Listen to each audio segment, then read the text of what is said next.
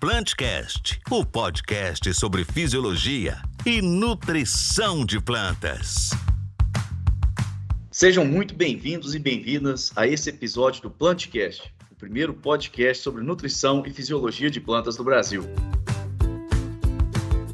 Nesse episódio, abordaremos os principais aspectos relacionados à matéria orgânica do solo, suas principais funções, algumas práticas de manejo que favorecem o aumento da matéria orgânica do solo. Para isso, vamos receber hoje, com muita satisfação, a professora doutora Aline Vasconcelos, professora de Solos e Nutrição de Plantas da Universidade Federal de São João del Rei, em Sete Lagoas, Minas Gerais. Estou aqui com na verdade, estamos aqui entre amigos, né? Isso aqui é a coisa mais maravilhosa que tem. Então, eu gostaria aqui de passar a palavra para a Bárbara e para o Luiz, CDMs da diretoria Cerrados Leste, para eles se apresentarem e darem um alô para os ouvintes. Alô, ouvintes.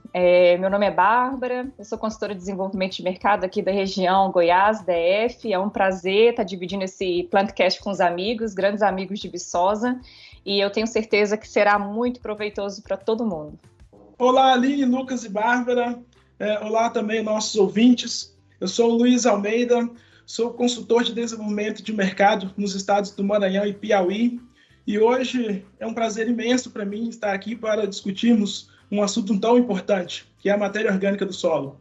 Muito bom, muito obrigado, Luiz, muito obrigado, Bárbara, por estarem aqui. Bom também que o Luiz também é um especialista em matéria orgânica do solo, então isso vai enriquecer bastante a discussão. E agora sim, passar aqui a palavra para a doutora Aline, professora doutora Aline. Obrigado, viu, Aline? Vou te chamar aqui de Aline, que a gente já tem uma amizade boa.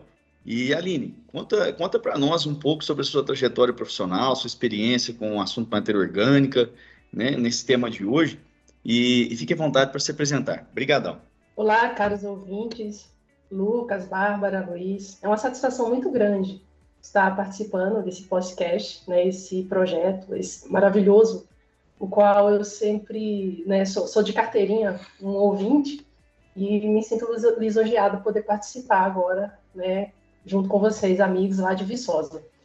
E, Lucas, eu fiz mestrado, doutorado na área de matéria orgânica, lá no Departamento de Solos, na Universidade Federal de Viçosa. O Luiz, nós somos contemporâneos, né, Luiz e a Bárbara, mas eu falo Luiz do departamento, trabalhando especificamente com matéria orgânica, e eu trabalhei na linha desde o início com estoque, depois com qualidade e emissões de gases de efeito estufa.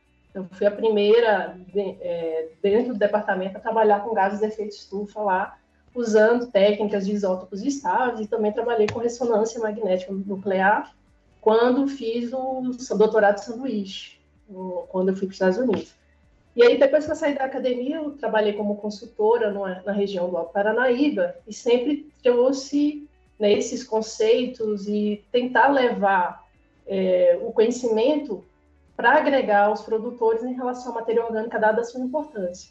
De volta à academia, quando passei no concurso, e agora fazendo parte do quadro de docentes do Departamento de Ciências Agrárias da Universidade Federal de São João del Rei, campus Sete Lagoas, eu tenho desenvolvido projetos na área de matéria orgânica, juntamente com o pessoal da Embrapa, a Embrapa Milho e Sorgo, e trabalhando projetos que envolvem manejo com integração lavoura-pecuária, trabalhando com solos arenosos da região do oeste da Bahia, e o manejo do solo quando a gente pensa em termos de rotação.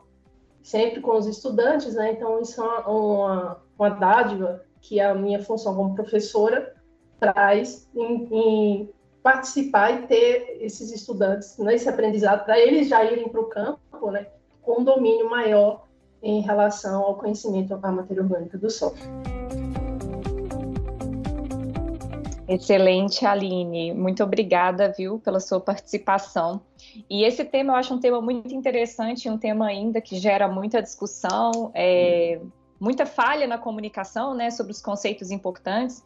Então, eu tenho certeza que esse Plantcast vai agregar muito ao conhecimento de todo mundo. E eu queria aproveitar esse momento e te fazer uma pergunta simples, para que a gente, ao longo do Plantcast, talvez consiga evoluir, avançar nos conceitos da matéria orgânica. Você poderia explicar para os ouvintes as principais diferenças entre resíduo orgânico, matéria orgânica do solo, e quais as principais funções dos resíduos, como, por exemplo, a palhada, e da matéria orgânica do solo? Acho que seria muito interessante para a gente já começar a balizar o conhecimento para avançar para outros temas mais complexos, né? Dentro do universo da matéria orgânica, que já é um universo muito complexo. Pois é, Bárbara, isso gera muita confusão mesmo. Por exemplo, resíduo orgânico são aqueles compartimentos, ele é um compartimento da matéria orgânica, na verdade, só que é aquele compartimento, depois que ele é depositado ao solo, porque esse resíduo orgânico ele pode ser produzido, por exemplo, a palhada, ou ele pode ser levado para aquela área quando você pensa em compostos, quando você trabalha com cama de barne, né, esterco, ou levando palhada de uma área para outra, né? Então você está depositando ao solo. Quando aquele material depositado na superfície do solo, então ele começa a sofrer um processo, né, de quebra pela macro-organismo, e aí quando esse material começa a ser degradado, né, quebrado, sendo fracionado, ele começa a fazer parte da matéria orgânica do solo, que a gente chama de matéria orgânica leve, que é um material muito próximo do material de origem. Você olha e sabe que ali originou, por exemplo, de uma folha do milho, né? E aí, à medida que esse processo ocorre, né, pela degradação, pela atividade microbiana, a partir do momento que ele vai se umificando, aí você tem a matéria orgânica do solo, quando, né, a gente pensa em matéria orgânica do solo mesmo, trazendo os benefícios para o solo, como aumento da capacidade de troca catiônica, né? Aumentando a quantidade de cargas.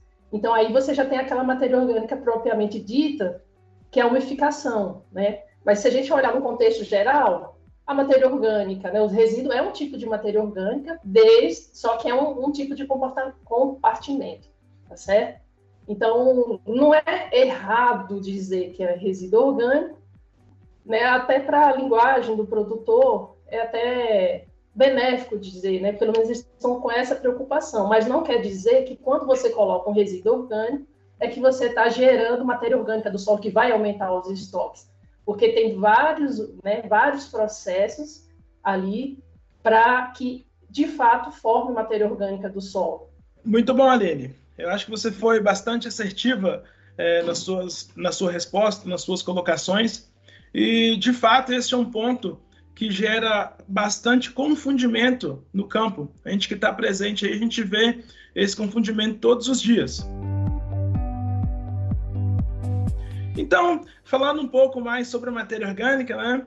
Sabemos que em solos tropicais, de um modo geral, né, eles não apresentam características químicas tão boas quanto as físicas. Também, né, muito se fala que a matéria orgânica é de importância fundamental nesses solos. Você poderia explicar para os nossos ouvintes por que a matéria orgânica é tão importante para os nossos solos? Ô, Luiz, perfeito.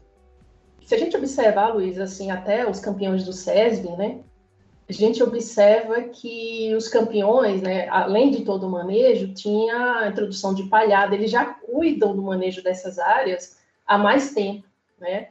E aí, nesse sentido de colocar a palhada, né, aumentando nesse sentido, né, quando você põe palhada a atividade microbiana, então a formação de matéria orgânica em si, mas você não consegue detectar grandes estoques, né?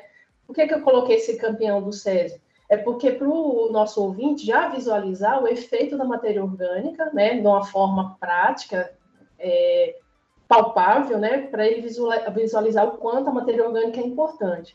E aí, do ponto de vista, né, mais teórico, né, assim, vamos colocar assim, em termos conceituais, é porque, assim, Luiz, os nossos solos, a maioria são bastante intemperizados.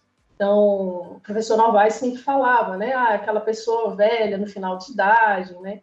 Então, esses solos nossos mais intemperizados, eles têm menos cargas negativas, que são cargas que retêm nutrientes. Então, quando você põe matéria orgânica, que tem grupos funcionais, né, gera cargas negativas, tem um PCZ, né, o que é PCZ, tá, gente? É só um parêntese, é um valor de pH no qual a quantidade de cargas negativas e positivas do solo é igual a zero. Então, quando ele tem um valor de PCZ relativamente baixo, o que quer dizer? Quando você tem matéria orgânica lá no solo, mesmo no solo de uma condição de pH ácido, ele está gerando carga negativa, que é benéfica. Então, esse aumento de matéria orgânica, ele vai aumentar essa CTC, né? Então, é de grande importância para reter alguns nutrientes que poderiam ser perdidos facilmente, além de evitar a fixação de outros elementos que se perde, que é um dos grandes problemas que a gente tem em solos intemperizados, como o fósforo, que diminui a fixação. Fora a atividade microbiana, né? E aí que a gente volta ao SESB, né? Você tem uma atividade microbiana ali que você favorece, por exemplo, a competição, né, entre os micro-organismos, então até o aparecimento de doenças. Então, a saúde do solo, qualidade do solo como um todo, é benéfica quando você consegue, no seu manejo, aumentar esse teor de matéria orgânica no solo. Bom, Aline, é interessante esse seu comentário. E assim, intercalando um pouco, o que eu vejo também no campo, que a turma dá muito valor à matéria orgânica umificada. A gente sempre fala bastante ali de ácido úmico, ácido fúlvico, mina, e às vezes dá muito foco nessa parte e esquece de falar da outra parte. E o que você teria para falar assim, dos benefícios também dessa outra parte, que não necessariamente é a matéria orgânica umificada? Então, Lucas, esse material não umificado, que é aquele material que ainda, né, lembra muito o material de origem, seja uma palhada, esse material aí é uma fonte de nutrientes, tá? À medida que esse material vai sendo decomposto, vai liberando esses nutrientes.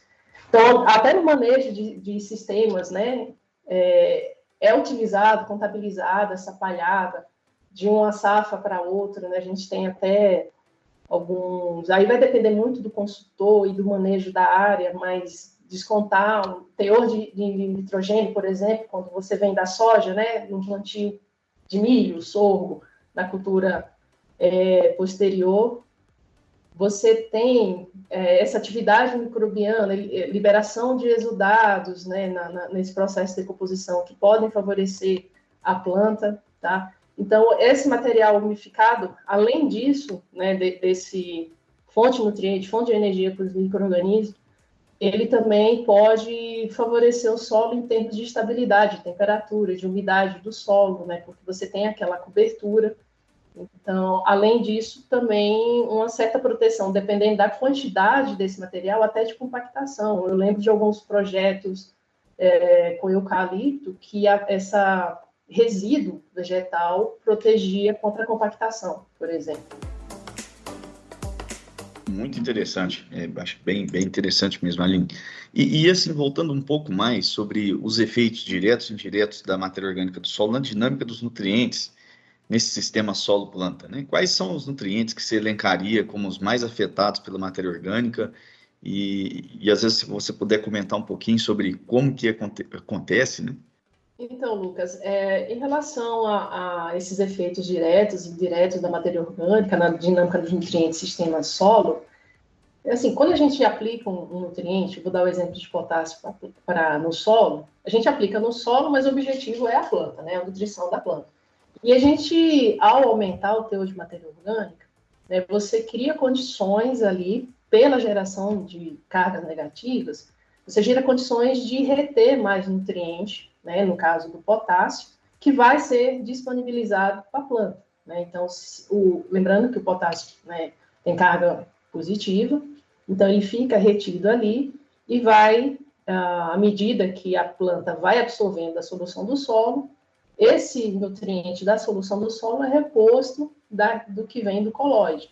E aí esse colóide, né, você tem a matéria orgânica coloidal e as próprias argilas vão disponibilizando, como se fosse uma caixa. Eu costumo representar, principalmente para quem não tem uma visão de ciência do solo, né, às vezes tentando fazer com que o produtor tenha uma visualização da importância, né, de você aumentar a CTC do solo. Eu falo que é uma caixa de nutrientes, né? Principalmente quando a gente pensa nesses nutrientes de carga positiva. Mas quando, por exemplo, você pensa num nutriente de carga negativa que tem uma alta capacidade de se perder pela absorção, a matéria orgânica também é importante, porque ela diminui a fixação do fósforo, né? E aí você não tem a perda, ou diminui essa perda, então você aumenta a eficiência de nutrientes. Além disso, quando você tem um alto teor de matéria orgânica, você pode diminuir a atividade de elementos tóxicos, por exemplo, alumínio, né? Porque a matéria orgânica ela é complexa, esse alumínio, então ele fica numa forma ali que não vai prejudicar as plantas.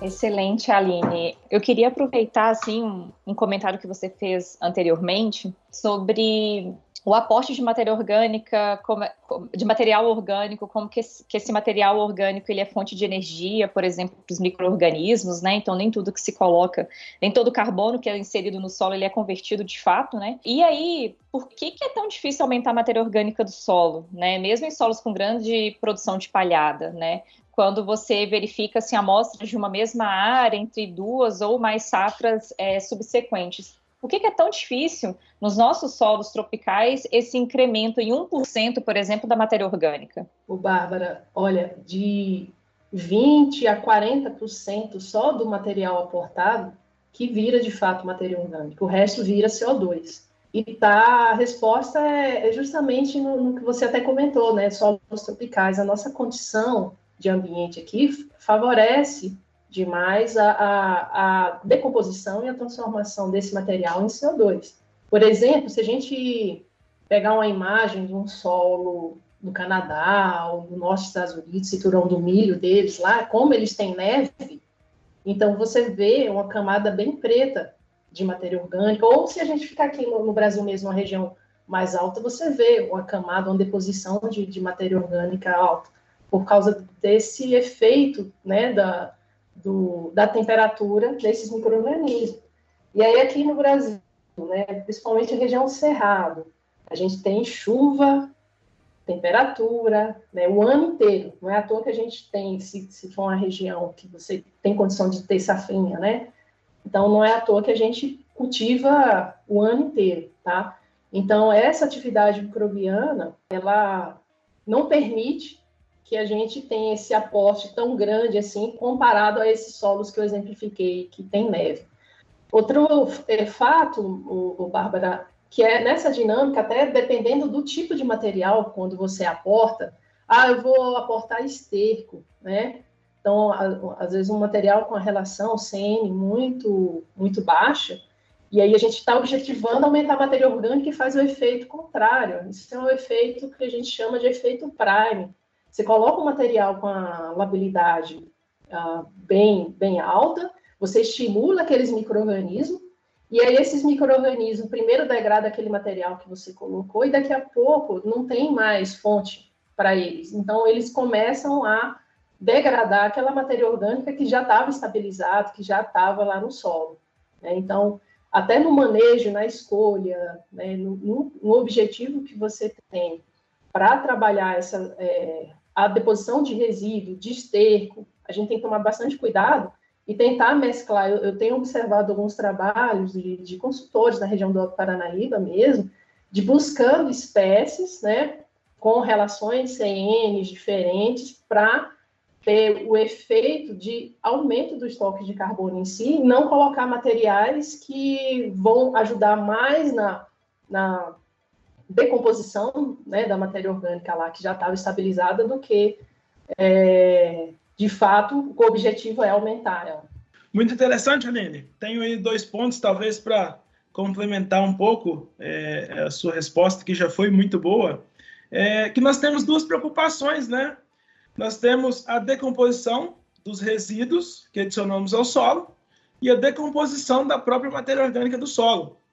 Então, o incremento, né, dos teores de matéria orgânica do solo é dependente de um balanço positivo entre as entradas e as saídas de carbono, e não somente da adição de resíduos orgânicos, né?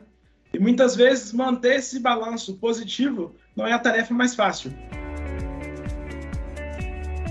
Falando no assunto, Eu tenho uma dúvida aqui que também pode ser do nosso ouvinte. Sempre que coletamos amostras de um determinado local, de um talhão, e mandamos para o laboratório para fazer as análises, os resultados obtidos dificilmente são iguais, mesmo em áreas bastante homogêneas. A que se deve essa variação que a gente observa? O Luiz, tem desde o ponto de variabilidade da área, por mais que seja parecido, né? A gente, por exemplo, para fósforo mesmo, se você trabalhar com agricultura de precisão, o fósforo você tem que ter grids, né? Ou grades, ou amostragem bem pequenas por causa dessa grande variabilidade. A matéria orgânica não foge muito, né? Outra coisa é que, se a gente observar em termos de profundidade, a matéria orgânica ela vai diminuindo a quantidade, né, em profundidade. Então, observe que em pesquisa, quando a gente faz coleta do solo, para pesquisa, a gente coleta as camadas mais superficiais, 0 a 5 centímetros, né, 0 a 10. E quando a gente faz a amostragem, né, o padrão é de 0 a 20 para a fertilidade. Isso é um ponto. Outro ponto, Luiz, é que você tem uma questão de laboratórios, né, de métodos. Por exemplo, tem laboratórios que faz o método por colorimetria, né, que é usando a diferença de cor ali do dicromato que reagiu com a matéria orgânica, com o carbono, né? Se a gente lembrar, a matéria orgânica, na verdade, é o carbono, é uma quantificação indireta. Você determina o carbono e, a partir daí, você multiplica por um fator, 1,72, e aí você tem o teor de matéria orgânica naquele solo, né? Tem outros laboratórios que já usam a metodologia por titulação. Então, uns com aquecimento, outros não. Então, se você aquece, você tem um maior poder de atacar aquele carbono e você determinar, né? Então, essa variabilidade é muito grande, Luiz, por causa disso, assim, até uma questão de metodologia, assim como acontece, às vezes, para outros nutrientes, igual fósforo, resina ou melic, né? Então, tem esse ponto aí que a gente precisa melhorar em termos de matéria orgânica, de métodos de análise, de quantificação, né? Será que de 0 a 20 eu não estou diluindo demais? Né? São algumas interrogações aí que a gente coloca de um contexto geral, né? Para avaliação das áreas produtivas.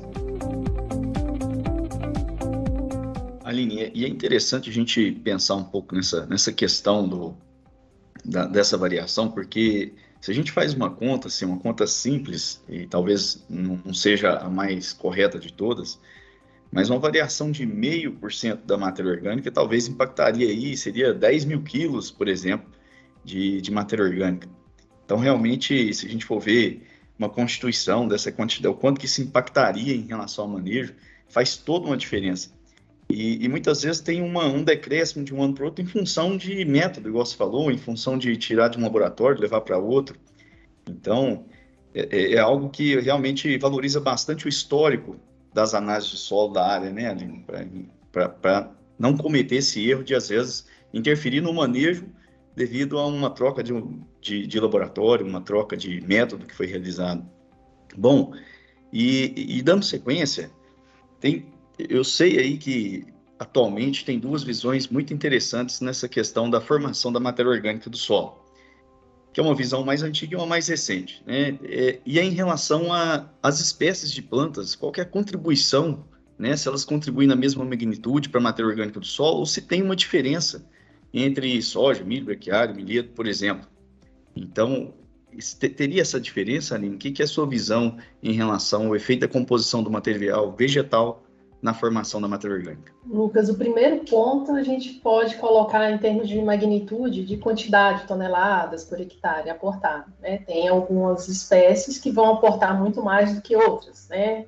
Primeiro ponto. Segundo, em relação à qualidade ou à labilidade. Quando a gente fala labilidade, é a facilidade que os micro-organismos têm de degradar, né? Então, você tem a questão estequiométrica, né? Por exemplo, a relação CN do material. Então, a soja tem uma relação CN bem mais baixa. Então, isso faz com que a palhada de soja vá, né, ser decomposta, ela desapareça da área muito mais rápida do que uma palhada de milho. Estou dando esses dois exemplos, são as duas culturas mais, mais fortes, predominantes no país, né? Além disso, dessa relação sempre, você tem a relação carbono-fósforo, carbono-enxofre, né, que também, pela essa diferenciação, influencia, né, na velocidade que esses materiais são trabalhados. E, além disso, a característica bioquímica, a relação lignina e celulose. Pouquíssimas pessoas utilizam, né, esse índice. Quem utiliza mais é até o pessoal da zootecnia quando pensa em alimentação, né, na qualidade lá das forragens. Mas essa relação lignocelulósico, né, você pode variar lá de 0 a 1. Então, quanto maior esse índice, mais lento vai ser essa decomposição, né? Então, o material não decompõe de forma igual, por causa dessas características intrínsecas, né, de cada material. Além disso, você tem uma questão de ambiente, mesmo dentro de um mesmo município, às vezes a palhada, né, de uma região decompõe do que uma outra, né? Mas é porque ali choveu mais do que outra, né, dentro do mesmo município. Então, essa variação climática, né, tem mais umidade, em relação a esses fatores climáticos também acabam influenciando, né, essa decomposição de forma diferenciada. Muito bacana, Aline. Então, a formação da matéria orgânica, a gente pode perceber que ela é dependente, né, tanto da quantidade do material aportado, como da qualidade bioquímica desse material, né? Então, a gente pode ver numa visão assim, mais clássica dos estudos de matéria orgânica, que aqueles compostos mais recalcitrantes se acumulavam no solo, né? E ao passo que aqueles mais lábeis eram decompostos e eram mineralizados e viravam CO2.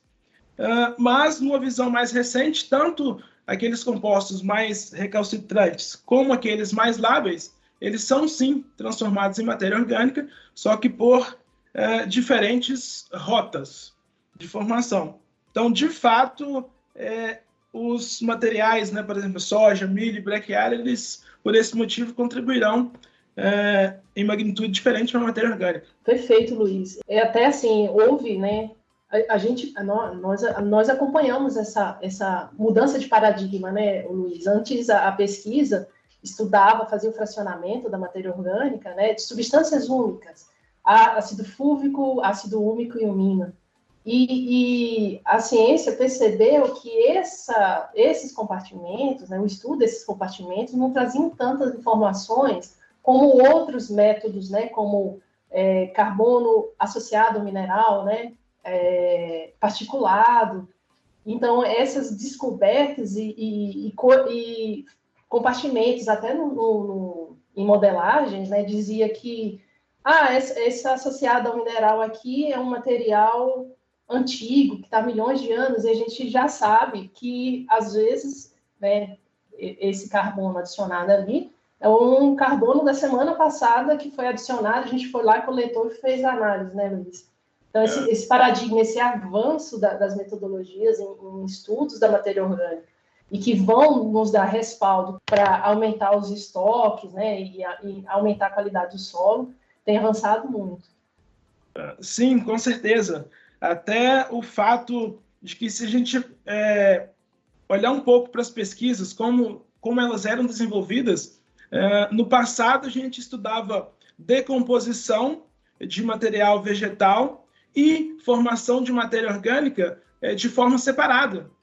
E hoje em dia, com o avanço, né, das técnicas, foi possível estudar esses dois assuntos juntos, o que melhorou em muito o nosso entendimento de toda essa dinâmica da matéria orgânica do solo. Então, aproveitando a oportunidade aqui, já que estamos falando nessas mudanças, nesses assuntos controversos, tenho mais um aqui para você. Um ponto bastante importante e discutido hoje em dia é sobre qual parte da planta contribui mais para a matéria orgânica do solo. Na sua visão, o que é mais importante, a parte aérea ou o sistema radicular? Luiz, esse é um tema bastante controverso, assim, né, com bem discutido, mas vamos olhar na prática, na natureza, assim, onde é que a gente observa o maior, né, até por coloração, se a gente abre uma trincheira, a gente vai observar que naquelas camadas mais superficiais, né, você tem uma maior coloração, né, um maior, e aí se você fizer a determinação, você vai ver que tem mais carbono, tem mais matéria orgânica. Ali, naquela região, é a região que você tem a deposição de material, de parte aérea, e você também tem uma grande quantidade de raízes. Então, os dois se complementam, porque a raiz, né, até você tinha comentado em relação à sua qualidade, né, se é um material mais recalcitrante, ela tem a sua contribuição, como a parte aérea também tem a sua contribuição, só que a raiz, ela tem uma decomposição muito mais ativa, se a gente pensar que existe a rizosfera ali. Então, se aquela planta, ela é cortada, né? Ela morre, aquela rizosfera, aquela comunidade microbiana que estava recebendo os exudados, ela passa a atacar aquele material orgânico ali, né, em volta. Então, você vê, né, muita matéria orgânica não, você vê que você, apesar de você colocar várias culturas e um aporte de raiz grande, você não tem um estoque em profundidade tão grande assim, como você vê ali em cima, na camada mais superficial, né? Então, é um assunto polêmico. Se você pega alguns trabalhos, alguns identificam, é mais a raiz, o outro já, não, é a parte aérea.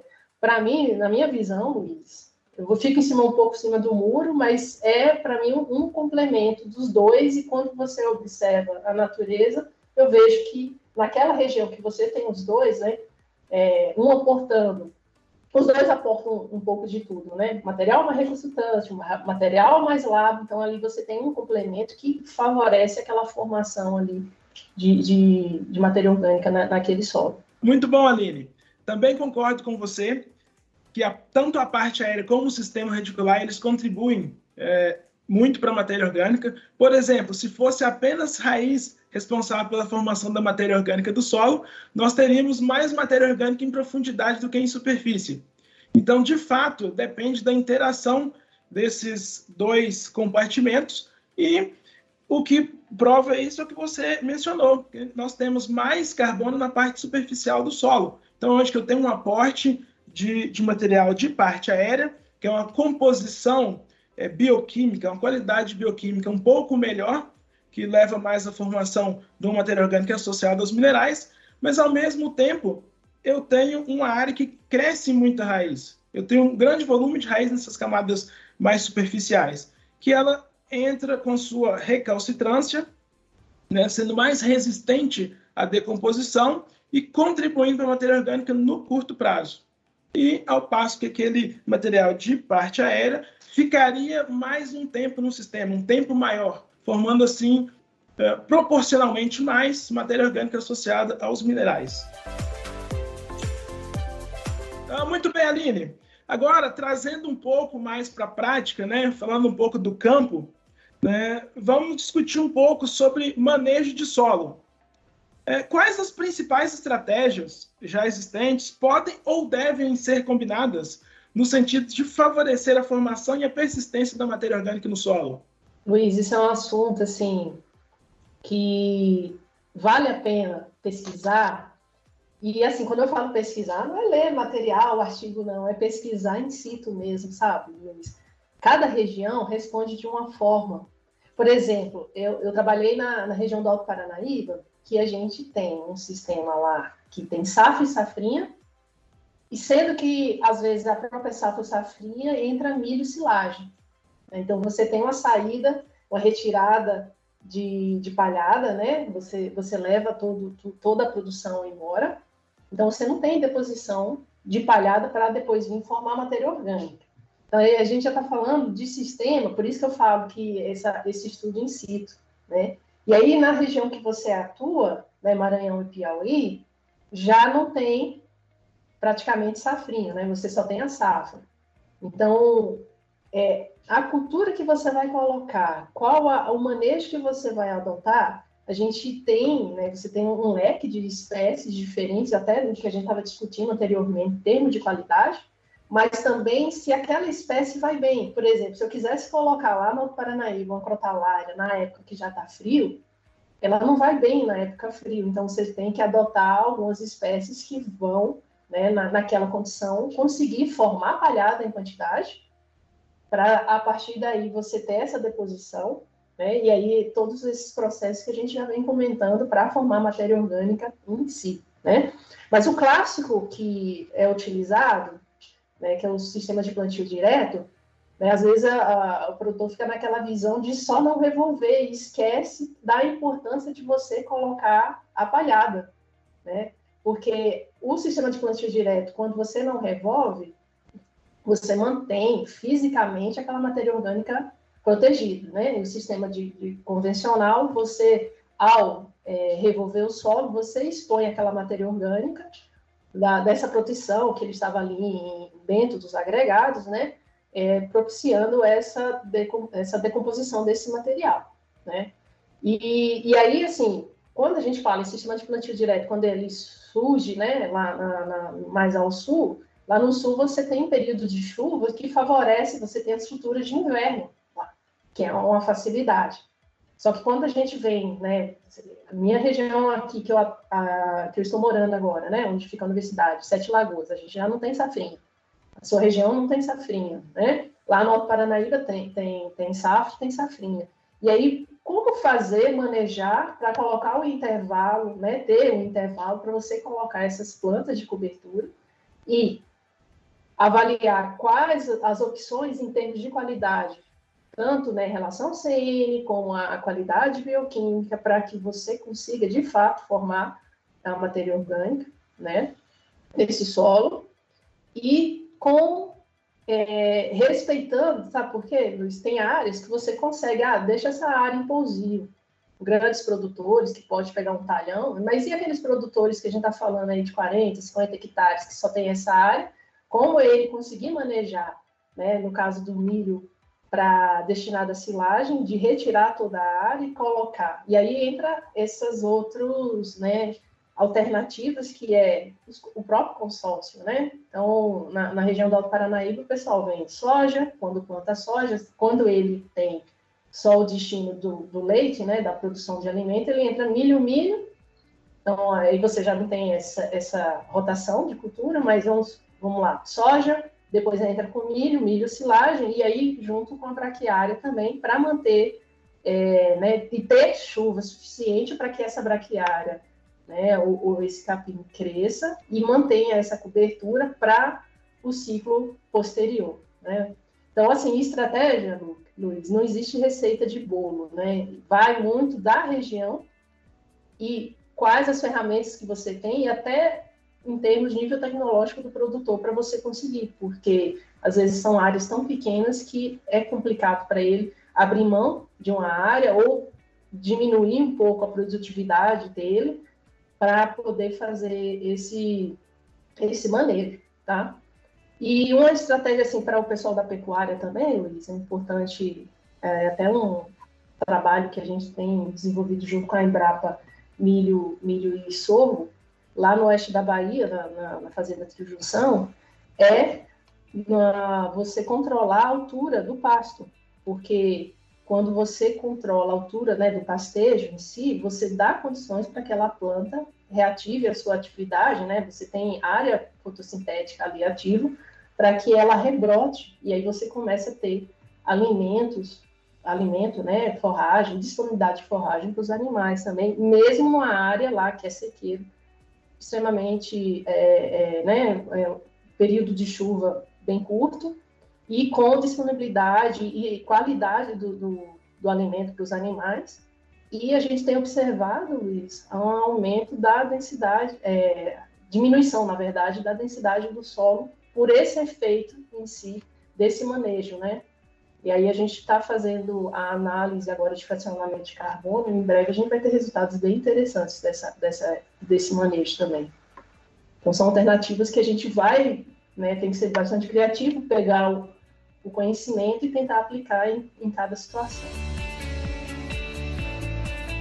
Aline, até antes da gente caminhar para essa parte mais final do nosso bate-papo, eu relembrei de uma dúvida que eu acho que é interessante a gente compartilhar com os ouvintes, e é o seguinte, justamente para a gente pegar o solo para fazer a análise de matéria orgânica, aqueles resíduos que ficam na superfície do solo pode interferir no valor final? O que é a sua instrução para deixar aí para o pessoal quando a gente for coletar o solo para evitar resultados que não condizem com o real teor de matéria orgânica? Ô, Lucas, é importante, eu recomendo retirar, sabe, Lucas? Porque você tem um pedaço de folhinha ali, né, bem pequena, na hora que vai na análise, se no processo do laboratório de peneirar, às vezes ele vai até ficar fora, né? Mas já no laboratório, como você é terra fina seca ao ar, você já eliminaria aquele material maior. Então, assim, mas para o coletor, ele pode raspar um pouco dali, né? Mas não tirar muito da camada, tá? E porque, assim, ao raspar, se ele tira muito solo daquela, né, aquele solo que tem o carbono ligado a ele numa fração, né, mais umificada, então ele está deixando de quantificar ali, considerando que ele está coletando ali de 0 a 20 centímetros, tá jogando essa parte fora, né? Então, tira aquele excesso, faz a coleta, porque no laboratório, no processo de transformação, né, de terra fina seca ao ar, isso aí vai ser corrigido, né? Agora, se uma folhinha vai na análise, isso aí já é coisa do laboratório mesmo, ele coloca aquela quantificação, então, né, põe aquela folhinha lá, ele vai dar um valor muito alto que não é o real, né? Então, aí isso já é uma questão que o produtor não precisa se preocupar.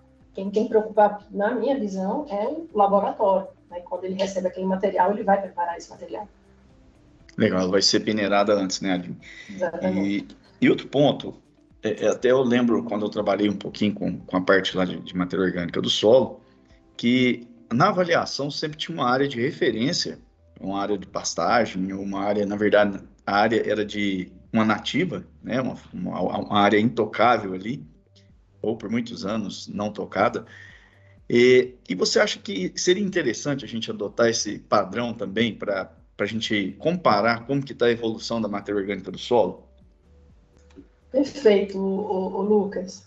Às vezes você, né, eu já me deparei com áreas, até dentro da própria pesquisa, que a área manejada, a área agrícola, tinha muito mais matéria orgânica do que a mata, né?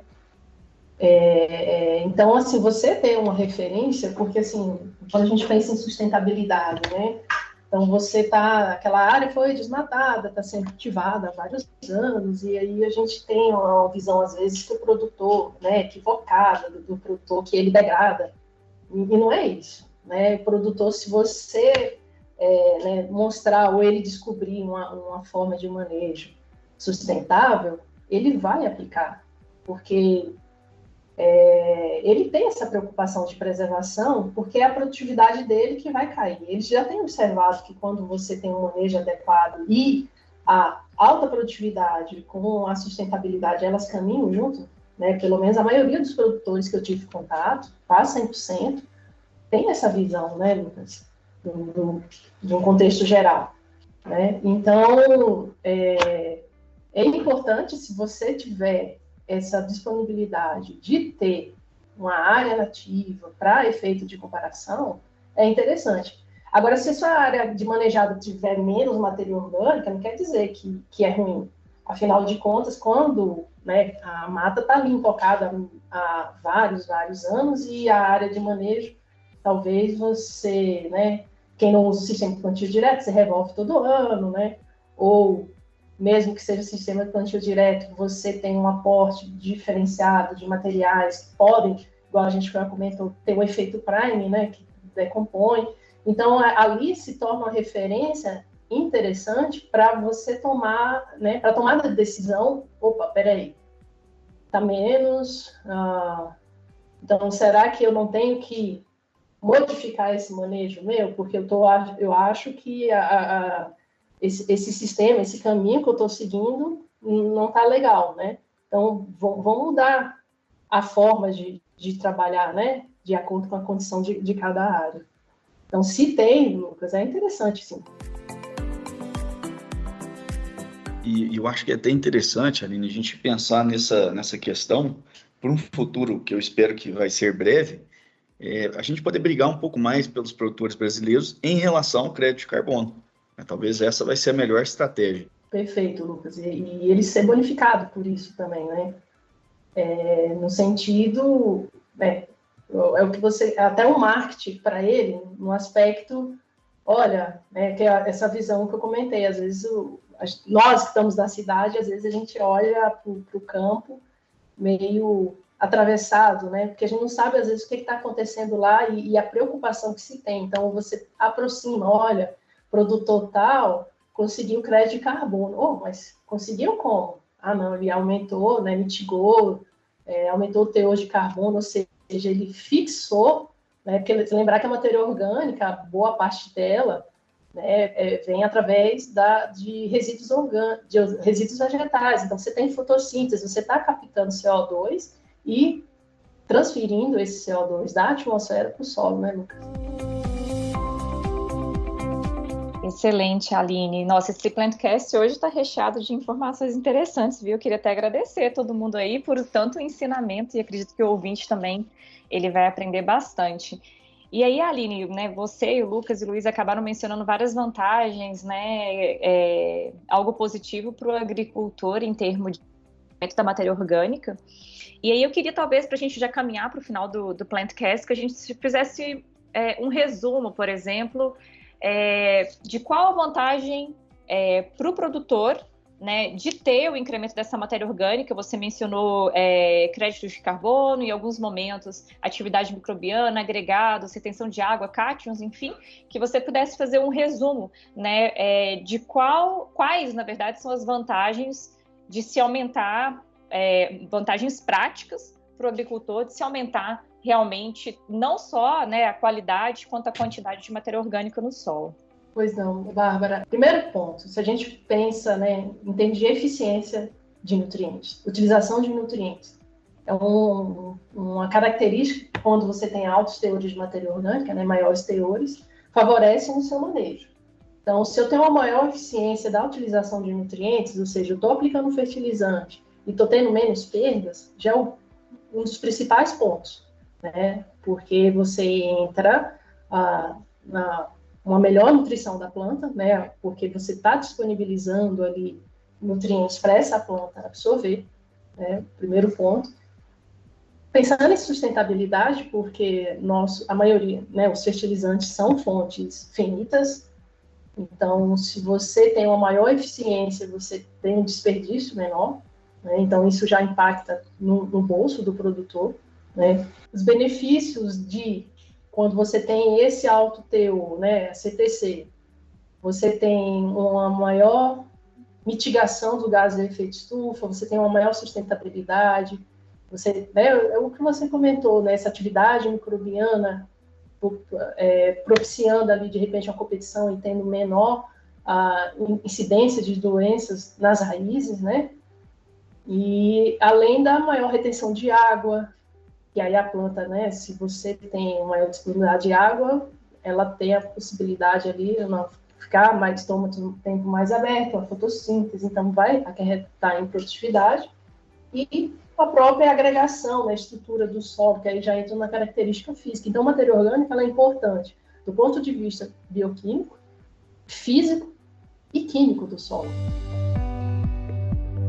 Aline, antes da gente encerrar, eu gostaria de fazer uma pergunta que eu acredito que em algumas áreas que a gente já tem uma certa evolução de manejo, ela pode ser pertinente, que é justamente, alguns produtores sempre comentam, olha, eu cheguei a 3% de matéria orgânica no meu solo, já tem alguns anos, e eu não tenho evolução desse teor, e ele às vezes faz várias práticas e não consegue uma evolução.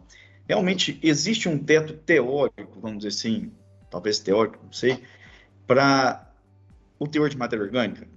Cada solo teria uma capacidade máxima. Quando você fala, ele chega nos 3% e não sobe mais, não é isso, Lucas? É um exemplo assim, hipotético, né? Mas algumas áreas eles chegam a algum ponto e por mais que façam práticas conservativas, tem dificuldade de subir daquele teor. E seria o caso, nesse exemplo hipotético, de chegou no teto. Em algumas áreas a gente vê isso, né, essa dificuldade. Eu acredito que é uma dúvida dos ouvintes. Sim, Lucas. Tem um termo que a gente aborda, né, que é o déficit de saturação de carbono, né, histórico. Né? O solo ele tem uma capacidade limitante, né, de fixar em si. Porque você tem no sistema, na ligação, né, a estabilidade, você tem os mecanismos, né, recalcitrância do material, a decomposição, você tem uma proteção de oclusão nos agregados, né, e a interação com os minerais e metais do solo. Então, já tem trabalhos assim que se tenta chegar nesse, né, em ocupar todas essas cargas assim. Só que isso, Lucas, você está num sistema que você tem uma diversidade de minerais ali presentes, você tem uma diversidade, tem a questão do clima.